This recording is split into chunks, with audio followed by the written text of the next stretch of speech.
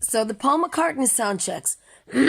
Excuse me. I'm lucky I haven't actually caught a cold because my fellow monkey Stefan was sick during our little trip there. Anyways, I wanted to tell you a little bit about the Paul McCartney sound checks because there seems to be some, I wouldn't say confusion, but many questions of, what it is you get, and if it's worth it, and so and so. Okay.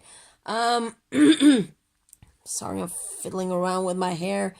It just feels like I'm having a bad hair day. You know what it is. Anyways, first of all, what you get is you are paying for a private sound check with Paul McCartney and his band. The it's not okay. It's not like a real sound check as any band musician would define it as. Because if it was, you'd be listening to a snare drum for ages, and that's not what it is. And so they cut out all of those 1 2 1 2 check and all that dang dang dang dang dang that goes on for hours. Thank you very much, by the way. So what happens is that you get a letter, like a real written printed letter, a few days before the concert and a few days before the sound check. And you get instructions in there where and when. And you go to the place that you've been instructed and where you are being picked up by and escorted by somebody from Paul McCartney's crew. And you also get like little, I wouldn't say freebies because they're included in the price for the sound check. So there are like promo items, really, really cool ones. I'm not going to tell you what it is because it might just ruin the surprise in case you still haven't done these and you're going to on the remaining 3 shows. But anyways, I think it's definitely worth the money. It's always cool and useful stuff. So it's not just a random T-shirt or something like that. It's good stuff.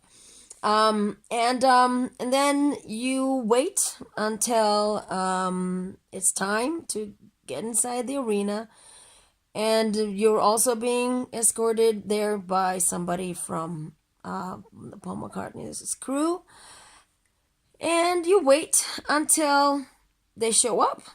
And it doesn't take long. It usually doesn't take a whole lot. I would say maybe we've been waiting for maybe 20, 30 minutes or something like that, depending on the day. And the minute somebody catches a glimpse of Sir Paul, even if we're looking elsewhere, you will hear it because somebody's going to start screaming. That's a given. So he walks out on stage and people go, "Oh, McCartney." And after that, everything is very mellow, very cool, very relaxed, very everything. And it's a very intimate and very personal experience, I would say. It's like somebody actually offers you a private moment in a way with Paul and his band.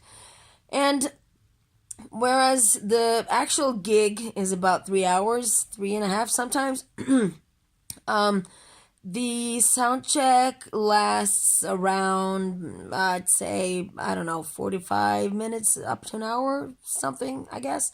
So it's almost like a whole short local gig. And in Australia last year when he did these sound checks, people would be shouting out requests, and sometimes he played them. He did not on this tour. I don't know if it had to do with time or and something else. It doesn't matter. But he plays other songs that are not included in the usual set that is being played in the evening. So you still get very exclusive material there. And it's just great to see the band. They're in their casual clothes. They walk up in jeans and hoodies and t-shirts and stuff like that. And so it's just very laid back and just a really nice experience, I would say. So, to get to the point where somebody asks, is it worth the money? Hell yeah, I'd say it definitely is. I mean, where else and how else will you ever get the chance to experience a Paul McCartney private concert, which is basically what this is, because there are very limited tickets sold to these. So it varies how many people are being, but you know, it's you barely even notice the other people because the arena is big, and the people that have tickets to these are fairly few, probably because they're a little pricey. But if you're a Paul McCartney fan and you want an experience beyond the ordinary, then this is it. And I will definitely, I mean, we bought soundcheck tickets to all of these shows, and we're a little bit bummed that we couldn't get any for the UK. But still, you know, these experiences were so worth every buck. And so if somebody asks you, why would you do that? Then that's why. There's no footage or anything from there because you're not allowed to film anything. You are allowed to take as many pictures as you like, though. No flash, no audio recordings, no nothing. But that's about it. And you just enjoy yourself, and you're having a little bit of a conversation with Paul, and he if you have any signs with you, he will read them out and maybe say hi to you or something. So you're not all the way up front. You are required to stand a little bit further in the back, but that's okay, you know. So that's what it is. My rating here is 10 out of 10 because I love it so much. And is it worth the money? Fuck yeah. Oops. We'll have to beep that out. I never said that. I'm sorry. I was going to say yes as a nice little girl. And all right. I'll see you later. Ta-da.